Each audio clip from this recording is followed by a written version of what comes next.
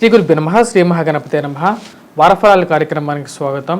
మే 12 నుంచి 18 వరకు ద్వాదశ రాశుల వారికి చంద్రమాను అనుసరించి గోచర రీత్యా ఈ యొక్క వారం ఎలా ఉండబోతుంది అనేది చూద్దాం. ఈ యొక్క రాశి వారికి వచ్చినప్పటికీ ముఖ్యంగా మేషరాశి వారికి ఈ వారం ఎలా ఉండబోతుంది అనేది చూద్దాం. మేషరాశి వారిని మనం గమనించినట్లయితే ఈ రాశి వారికి వచ్చేటప్పటికి జన్మరాశిలో ఉన్నటువంటి రవి యొక్క సంచారం అనేది ధనస్థానంలోకి మారబోతుంది. ఎప్పుడైతే జన్మరాశిలో రవిగ్రహ సంచారం జరుగుతుందో మే 15వ తారీఖున మారబోతుంది అన్నమాట. అదేవిధంగా ఈ రాశి వారికి వచ్చేటప్పటికి మేషరాశి వారికి అనుకూలమైనటువంటి కాలంగా చెప్పవచ్చు. వార ప్రథమంలో ఎక్కువగా అనుకూలంగా ఉంటుంది. 15వ తారీఖు వరకు ఎక్కువగా అనుకూలంగా ఉంటుంది. ఎందుకంటే గురువు ధనస్థానంలో సంచారం చేస్తున్నప్పుడు వృత్తిపరంగా వ్యాపార పరంగా కూడా అనుకూలంగా ఉంటుంది. ఇంట్లో ఒకరికి ఉద్యోగ ప్రయత్న సంబంధితమైన విషయాలు అనుకూలించేటువంటి ఫలితంగానే చెప్పవచ్చు. పేరు ప్రఖ్యాతల గురించి మీరు చేసేటువంటి ప్రయత్నాల్లో అనుకూలంగా ఉంటుంది. సంఘాల్లో గౌరవం గుర్తింపు రాగలుగుతుంది. అంటే మీకంటూ ఒక పేరు, మీకంటూ సమాజంలో ఒక రికగ్నిషన్ రావటం కోసం మీరు చేస్తున్నటువంటి ప్రయత్నాల్లో ఒక సానుకూలమైనటువంటి నిర్ణయంగా చెప్పచ్చు అన్నమాట. అదేవిధంగా మీరందరూ ఇంట్లో ఉన్నటువంటి వారందరూ కలిసి ఒక మాట మీద ఉండాలి, ఒక మాట మీద కట్టుబడి ఉండాలి అని చెప్పి మీరు చేసేటువంటి ప్రయత్నాల్లో ఒక సానుకూలమైనటువంటి సపోర్టు మీ కుటుంబం నుంచి రావడం జరుగుతుంది. అది మీ మానసిక ఆనందానికి గల కారకంగా ఉంటుంది.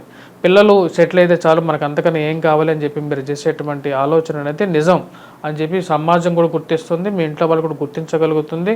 వారి యొక్క మంచి ఉత్తీర్ణతతో వాళ్ళు పాస్ అవ్వటంతో మీ మానసిక సంతృప్తి పొందగలుగుతారు అన్నమాట.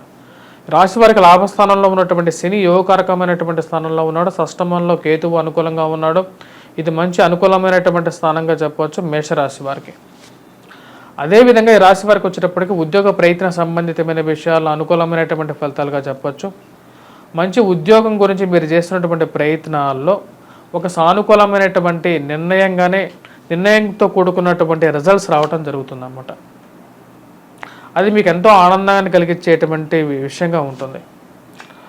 అదేవిధంగా ఈ రాశి వారికి మనం ఇంకా గమనించినట్లయితే ఉద్యోగ ప్రయత్నాలతో పాటు వివాహ ప్రయత్న సంబంధితమైన విషయాలు అనుకూలంగా ఉంటాయి. సంతాన సంబంధితమైనటువంటి ప్రయత్నాల్లో సానుకూలపడే విధంగా ఉంటుంది.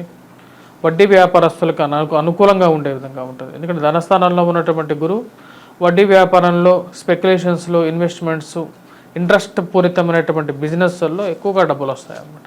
మరియు అదేవిధంగా ఎప్పుడైతే మేషరాశి వారికి ధనస్థానంలోకి జన్మరాశిలో ఉన్నటువంటి గురువు రవి సంచారం అనేది ధనస్థానంలోకి మారినప్పుడు జన్మరాశిలో ఉన్నటువంటి రవి కొంచెం ఆరోగ్యాన్ని ఎక్కువగా హరింపజేసే విధంగా ఉంటాడు. అంటే డబ్బు పరంగాను, అదేవిధంగా ఆరోగ్యాన్ని ఖర్చు కూడా ఎక్కువగా ఉంటుంది.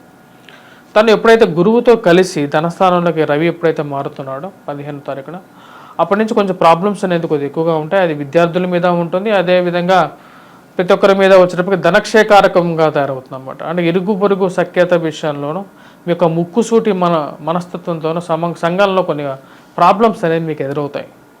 దానికి గల కారణం వచ్చేటప్పటికి రవి యొక్క సంచారం ధనస్థానంలోకి మారినప్పుడు ఈ యొక్క ప్రభావం అనేది ఎక్కువగా ఉంటుంది.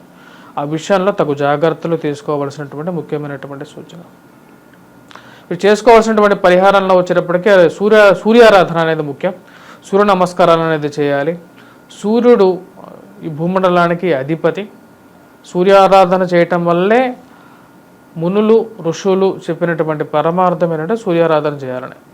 సూర్య నమస్కారాలు చేయండి.